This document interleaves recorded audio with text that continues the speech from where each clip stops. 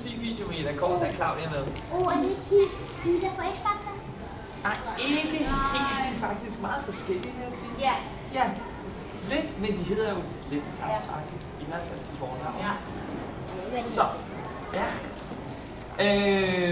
Så prøv at se her. Nu starter vi med at gå lidt catwalk. Ja. Yep. Og gå lidt frem og tilbage, og bare lige prøve sådan noget med det, der hedder håndling. Så at man må ikke lige kender i det der Disney-eventyr, Skønheden og Udyret. Ja. Udyret, ikke? Han går sådan her nogle gange, ikke? Det er ikke det fedeste i hele verden. Hvis man er model, så skal man jo rette sig op. Super. Alright, go.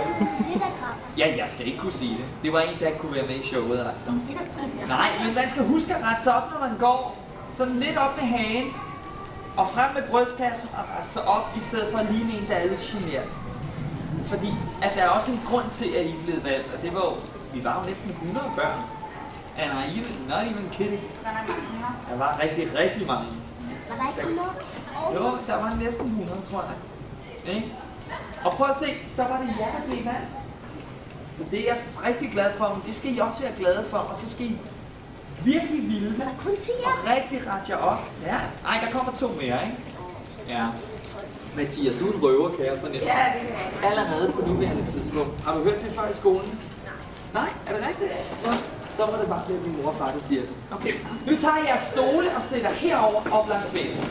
Så brænder jeg noget musik.